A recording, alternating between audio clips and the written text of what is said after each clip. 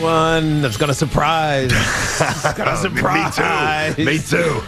They're back. The New England Patriots. I have jumping over the Bills to take the NFC East. I got the Patriots, the Bills, the Dolphins, and the Jets, who are coming and just not yet. I was all over the map with this. The one thing that I am very resolute, well, the two things, unfortunately. One, the Jets at the bottom, and I am resolute that the Bills will win this division. What I had complications coming to a conclusion with, I've actually got the Dolphins number 2. I've got which is odd because I'm not a huge Tua believer, but they've got a lot of other components. I think I know Mac Jones is going to be good, and I know they've got a ton of guys back from COVID. I know they have a good offensive line. They've got a great head coach, etc. But to me, I can't make a strong case, although others can. I can't make a strong case for the Pats to unseat the Bills because McDermott, you keep talking about Josh Allen and the roster. McDermott is a terrific coach. And I'm not saying he's better than Belichick. Nobody is. But he's never going to get lapped by Bill Belichick. So I'm confident putting the Bills first. In hindsight, I may lament putting the Dolphins in front of the Pats, but I'm going Dolphins 2, Pats 3, Jets 4. AFC North. All right, this one took some thinking to get this one done. For my AFC North, I have the Ravens. The Ravens? You start at the bottom up? I know. I love Lamar Jackson, so I love what he's doing, and their defense is still good. So Ravens for me, Browns, who jumped over the Steelers last year in the postseason, the Steelers, and then the Bengals. Joe Burrow is just not healthy right now, so Ravens, Browns, Steelers, Bengals for me in the North. This is a tough one to call. I do think it's easy for me to keep the Ravens out of the top spot. Even before the injuries today, their third running back, their top corner, Marcus Peters. I mean, already multiple running back issues. I'm going with the Browns. To me, the Browns win this division, and I kind of think the Browns win this division going away. I don't think they'll be, 17. I don't think they'll be 14-3 gaudy. I think they're going to be 12-5. I mean, if they're 13 I think they're going to be 12-5. I've got the Browns number 1, Pittsburgh number 2. The Ravens, I'm just not believing it. I'm not believing it. I've got the Ravens 3, and I've got the Bengals, who will be a little closer to the Ravens than some people think. I don't think that's a 2 or 3 win team either. I think the Bengals will clip a few teams they're not supposed to, but I got the Brownies winning the North. Easy. AFC South. The AFC South is interesting to me because for a lot of this offseason, I thought the Colts were going to fall off because Carson Wentz wasn't going to be available. I think Carson Wentz, if he's healthy, they have a great running back in Jonathan Stewart, who we had on for our two-a-days, and in a defense. Jonathan Taylor. Jonathan Stewart's an old running back from the Panthers, but yes. Jonathan Stewart is great. Their defense is great. Darius Leonard leads the way there. So I have the AFC South with the Colts up top, with Wentz having a comeback year. The Titans pulling in second. The Jaguars, who may win some games, kind of maybe get lucky here and there. And the Texans just are dysfunctional right now. The bottom two are pretty easy for me. But the Colts and the Titans are interesting in the AFC South to me. Very good teams, no doubt. I mean, they could stack up with almost anybody in the NFL outside of like maybe a fully humming Bucs team and maybe Kansas City, but you're right. That's top heavy. The bottom is really, really weak. It's amazing. Tiki and I said this yesterday. Texans aren't starting a single rookie. I mean, you're rebuilding. How is that? That to me is negligent there. But I've got the Tennessee. I'm going to flip a little bit. I've got the Titans in the top spot. I've got the Colts number 2. I've got the Jaguars third. I've got the Texans 4. It's interesting, too, because you look at Pittman's emergence for Indianapolis. Obviously, Taylor, who we mentioned going into year 2 out of Wisconsin, who's great. I think both of these, certainly Taylor will be a superstar. Pittman could be a star. I think next year at this time, we're looking at the Colts offense, at least I might be, a little differently. Like, I know it's good. I think next year it might feel like special because it's going to be, I think Pittman takes another step forward, but I think the slight variance there, I'm going to give Tennessee the division once more. You've got the Colts. Otherwise, we're in lockstep. AFC West. The AFC West is easy. Starts from the top. Chiefs, number 1. They're going to be the top. I mean, they're going to be there for a few more years, maybe like 8 at the top of the AFC West. And then the rest of them, you got to fall into place here. I think the Raiders finally get it somewhat right. Maybe not enough to make the playoffs. We'll get to that in a second. The Raiders get it somewhat right. The Broncos, while they have settled their quarterback situation, their defense is good. Their offense could be sketchy. And the Chargers. Now, the Chargers obviously have a new coaching staff out here. Don't know a lot about it. Justin Herbert is a star, but he was a star last year, and they didn't win a lot of games. So I have the Chiefs, the Raiders, the Broncos, and the Chargers. Okay, and it's funny, you started off saying that it's easy. Obviously, it's easy to anoint the Chiefs as the preseason favorite to win that division. I'm with you there. I think the rest of the division is really hard to forecast. I'm not with you on the Raiders. I'm not feeling the Las Vegas Raiders. I've actually got the Chiefs 1. I've got the Raiders in the basement. And I went back and forth in my mind, because I like the Chargers and the Broncos. I wound up settling on the Chargers. Derwin James is healthy. Bosa's there. Eckler's hamstring is an issue again, and we had him on the show last week. Austin Eckler, terrific player. His status for week 1 is still unknown here, but I'm going to go Kansas City, the Chargers, the Broncos, and the Raiders. I'm just not feeling the Raiders at all right now. AFC Wild Card. All right. Wild Card, I have the Bills and the Browns and the Steelers. The AFC North gets all of them. And now the Steelers have a rough schedule. Because they play the East, they play the AFC East, so it's not gonna be easy. But they also play the North, the NFC North. So Detroit, a couple wins baked Chicago, in there, you would imagine. So there's some wins baked in there as well, and they got the Bengals still. Who I think they beat soundly. Week 1, Bills Steelers is going to be really telling for both of these teams. That's a tough spread too. Just on that tip, I'm kind of probably going to avoid that for sure. Tierney tomorrow. I've studied that a lot. I can't quite settle on which way I want to go, so I probably won't touch it. It's a rough one. Wild cards for me here, partner. So you've got the Colts winning the division. I've got Tennessee. I've got the Colts as my first wild card. I've got the Chargers as my second wild card. And I've got the Steelers as my third wild card. I just can't go with any... unless it's contrived conviction for the Ravens right now. And maybe well, not maybe. I know that I'm on some level disrespecting a terrific franchise, a great organization, but I've got to react to the summer. And they've had the worst summer of any team I've seen. So I've got the Ravens out, and I've got the Steelers getting that final wild card spot in the AFC. NFC East. All right, what do you got there, Mr. Giant? Again, this was a division last year that was all sub 500. Including the winner, the Washington football team, were 7-9. They made the postseason. I think they are better this year, definitely above 500, but very, gently above the other teams in the rest of the division. So I have the Washington football team leading the way again. The Cowboys and the Giants. I think it's going to be tight. I think the Giants have issues offensive line wise, and the Cowboys have major issues defensively. Maybe Dan Quinn fixes that. And the Eagles pulling up in the basement of the NFC East this year. It's the kind of division where we looked at it, we said it a million times, it's the worst division of football last year. But at least there are bad divisions where there's no real visible upside. There's a lot of upside here because Washington's defense is very young, not to mention McLaurin's and their running back Gibson. Yep. And listen, if they find a quarterback, they could be good for a long time. Cowboys have offensive weapons everywhere. Giants have a lot of young players that are their arrows pointing up. And, if Jalen Hurts is the guy, and obviously Devontae Smith and some other players, Philly could get better quickly. But I'm going to go with Washington. To me, Washington's got to be the pick, at least on paper. I'm going to give you Giants some more love. I know the O-line's a bit band-aided up, if you will, right now. I've got the G-Men number 2. I've got Dallas 3. And like Tiki, I've got the Eagles in the 4th spot in the NFC East.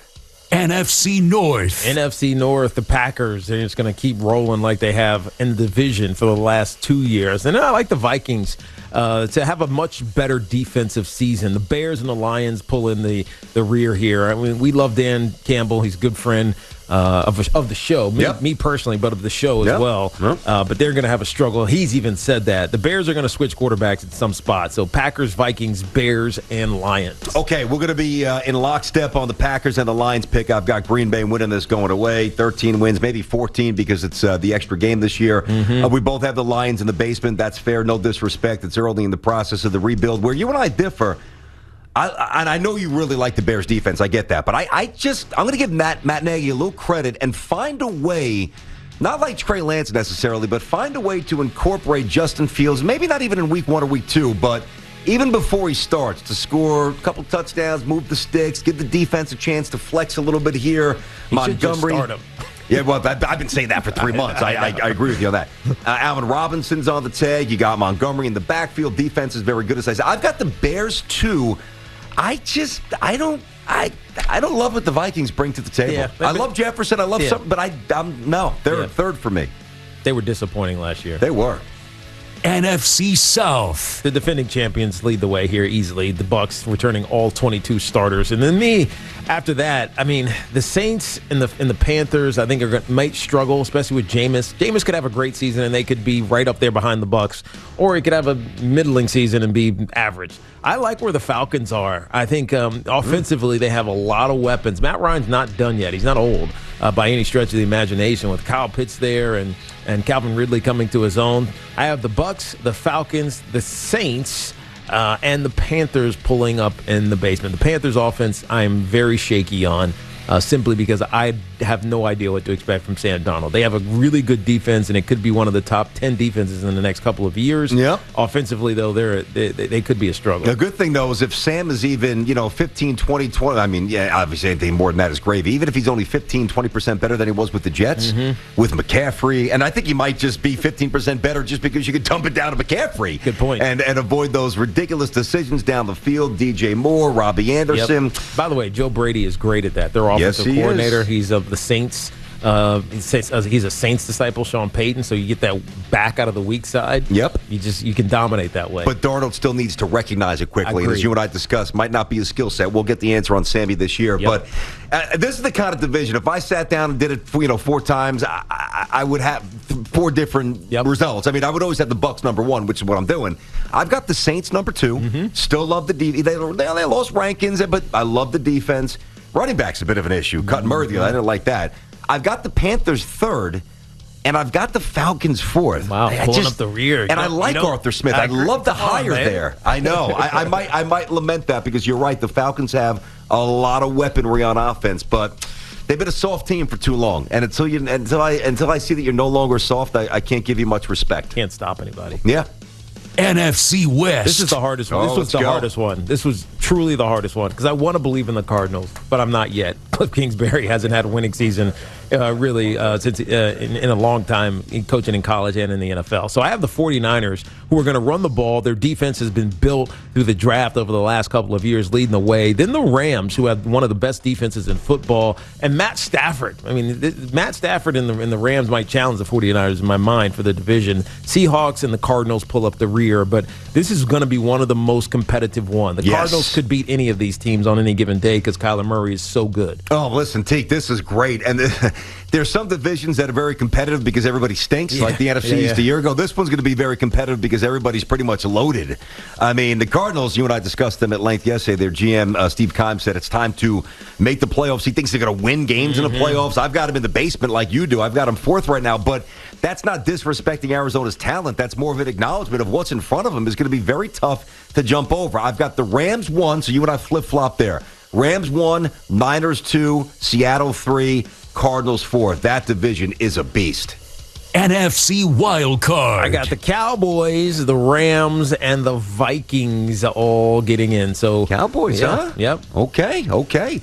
What about when they lose 51-13 tonight? Will you feel less emboldened to thrust them in there? We'll give our prediction later. I don't think it's going to be that big. I don't think it's going to be that big. As long as it's 9 points, big, I really don't not care. That big. I hear you.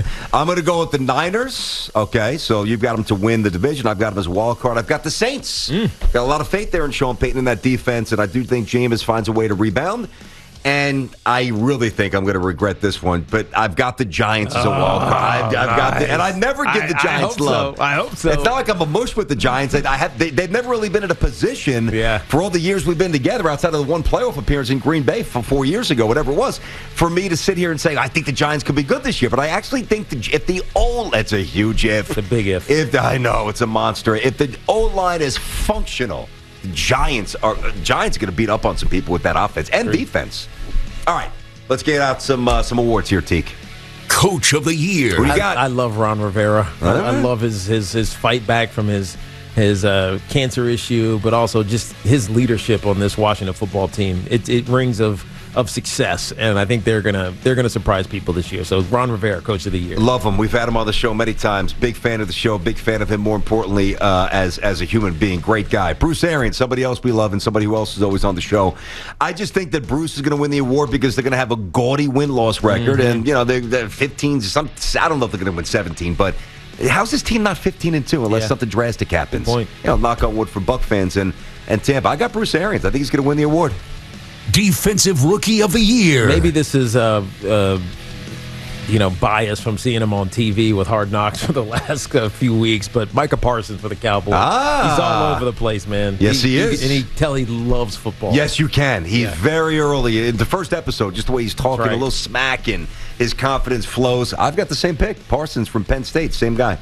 Offensive Rookie of the Year. I know we differ on this. Who you going it's with? always a quarterback. There but you go with. I think Mac Jones, who's going to win the division in my estimation with the New England Patriots, is going to surprise even those that expect big things out of him. He's so polished, and I'm biased because I watched the kid play a couple times, really more than a couple times down in Alabama. So Mac Jones, the Patriots Offensive Rookie of the Year. Okay, I'm going to go with Zach Wilson. I think he's got incredible arm talent. I think he's finally got something. Well, the Jets quarterback finally has something around them. I also think the Jets defense is so porous at this point that he'll be throwing quite a bit. I know they'll try to control things on the ground early, and they'll run the ball somewhat effectively. But as you get deeper into the season, the Jets defense, especially third level, minus Marcus May, they're all a bunch of kids. I mean, they're going to get smashed every week in terms of giving up points and big gash plays where they'll be forced to throw. I think Zach Wilson's going to have a terrific offensive season.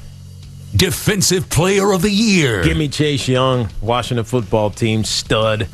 We knew it from jump. Saw him at Ohio State. First year was a rookie. He was great. He's going to win DPOY in my estimation. This is one of those boring picks, like, when you get the sheets for the big dance, March Madness. I'm going to go chalk. Duke 1 seed, Kansas 1 seed. I'm going to go a little chalk, and I'm going to go Aaron Donald. He's one of the best football players I've ever seen in my lifetime. MVP. Patty Mahomes gets his second one in only 5 years. 4 years, right? This will be year 5, right? Yeah, 5 years. 5 years. That's right. 5 years. I forget about the year he sat. 5 years for Patty Mahomes, 2 MVPs. Going with Patty Nice, huh? Always a solid choice, Patty Mahomes. I'm going with the old man. I'm going with Tom Brady. He's 44, dude. So what? He's going to, put it this way. He will have 4 more touchdowns minimally tomorrow morning than anybody else has in the NFL going into week 1. He'll have 4. Well, I don't know. Dak might have 1 or 2, but he's going to have 4. He's going to get off to a good start. They're going to win a ton of games. He's going to be the engine behind it. I got Tom Brady winning the MVP.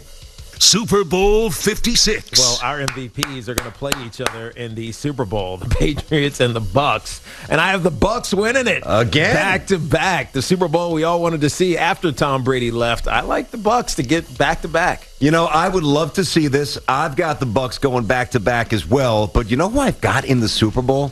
I got the Browns. Really? I got the Browns, man. Love. I got a lot of love for the Browns. You do not have to sell me hard on the Cleveland Browns. Coaching continuity, easy both sides of the ball. Easy to root for them. Yeah, very easy. They'll be very battle-tested based on how tough the AFC North is. Now, could there be a situation based on maybe them kind of chewing each other up a little? The Steelers and the Ravens, instead of winning, 12 games or 13, they win 10 or 11. They've got to go to Arrowhead. Yes, it could complicate even Tennessee or Indianapolis. Sure. It could, or the Bills. It could complicate their path, maybe playing a big game on the road in the playoffs. But I got the Browns. Your NFL questions have been answered. That was your Tiki and Tierney NFL preview. Thanks for watching. Make sure you like and subscribe, and don't forget to hit that bell to be notified when we drop fresh content.